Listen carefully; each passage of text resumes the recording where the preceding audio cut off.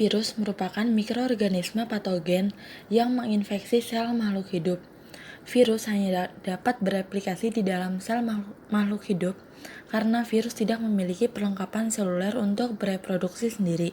Semua bentuk kehidupan dapat diinfeksi oleh virus, mulai dari hewan, tumbuhan, hingga bakteri dan arkea.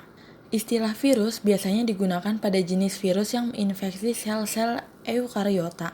Sementara, virus yang menginfeksi sel prokariota seperti bakteri dan arkea dikenal sebagai bakteriofag.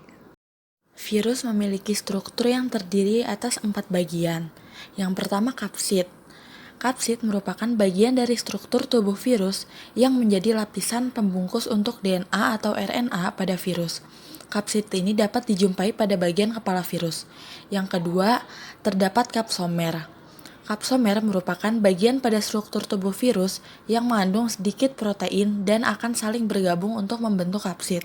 Yang ketiga, terdapat sel pembungkus. Sel pembungkus merupakan bagian dari struktur tubuh virus yang melapisi DNA atau RNA. Sel pembungkus ini mengandung lipoprotein atau lipid dan protein yang merupakan membran plasma dan berasal dari sel inang virus. Yang keempat, terdapat selubung dan serabut ekor.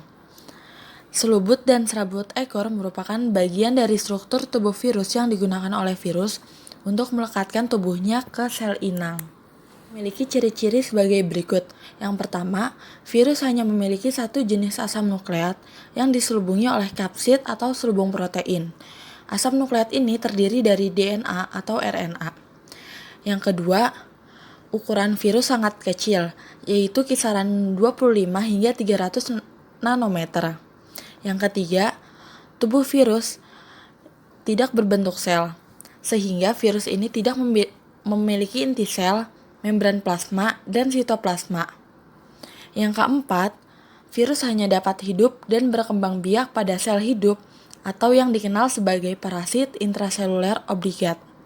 Yang kelima, virus merupakan suatu makhluk metaorganisme, yaitu suatu bentuk peralihan antara benda mati atau memiliki sifat yang dapat dikristalkan dan makhluk hidup atau dapat berkembang biak. Kemudian yang terakhir adalah virus memiliki beberapa bentuk tubuh, di antaranya bulat, batang, bentuk T, dan silindris. Untuk melakukan perkembangbiakannya, virus harus menggunakan infeksi sel inangnya. Proses reproduksi virus terdiri dari 2 jenis. Yang pertama, jenis litik. Jenis litik terdiri dari 5 fase. Yang pertama, fase adsorpsi. Fase ini diawali dengan menempelnya ujung ekor virus pada dinding sel bakteri. Selanjutnya, enzim lisozim dikeluarkan untuk melubangi dinding sel. Yang kedua, fase penetrasi atau injeksi. Fase ini merupakan saat di mana dimasukkannya DNA atau RNA virus ke dalam sel inang. Kepala dan ekor virus tetap tertinggal di luar sel dan akan terlepas serta tidak berfungsi ketika injeksi DNA telah dilakukan. Kemudian yang ketiga, ada fase sintesis. Fase ini merupakan fase di mana DNA virus yang mengandung enzim lisozim akan menghancurkan DNA bakteri. Selanjutnya, mereplikasikan diri dan melakukan sintesis protein sehingga membentuk bagian-bagian kapsid, antara lain kepala, ekor, dan serabut ekor. Kemudian, yang keempat, terdapat fase perakitan. Fase di mana bagian-bagian kapsid virus yang awalnya terpisah, selanjutnya dirakit menjadi kapsid virus. Proses ini menyebabkan terbentuknya virus yang baru. Kemudian, tahap yang terakhir terdapat fase lisis, yang merupakan fase di mana hancurnya sel inang atau lisis dan melepaskan virus-virus baru yang akan menginfeksi sel inangnya yang lain. Kemudian, jenis reproduksi virus yang kedua adalah siklus lisogenik. Terdapat 5 tahap dalam siklus ini.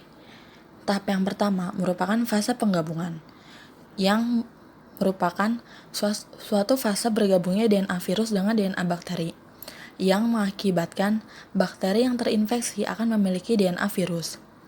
Kemudian, Fase yang kedua adalah pembelahan, di mana DNA virus yang bergabung dengan DNA bakteri menjadi tidak aktif atau prophage. Dengan kondisi tersebut, jika DNA bakteri bereplikasi, maka DNA virus yang tidak aktif tersebut akan ikut bereplikasi. Kemudian, tahap yang ketiga adalah fase sintesis, yang merupakan fase di mana DNA virus yang telah aktif akan menghancurkan DNA bakteri, kemudian memisahkan diri. Lalu, DNA virus akan mensintesis protein sel inang sekaligus melakukan replikasi diri. Kemudian, tahap yang keempat adalah fase perakitan, yang merupakan fase di mana kapsid yang terbentuk dari protein sel inang dirakit menjadi kapsid virus. Kemudian, DNA virus yang baru masuk ke dalam kapsid sehingga membentuk virus baru. Kemudian yang kelima ada fase lisis, merupakan fase di mana terjadi lisis pada sel setelah terbentuk bakteri. Virus-virus yang terbentuk kemudian akan menyerang bakteri atau sel inang yang lain.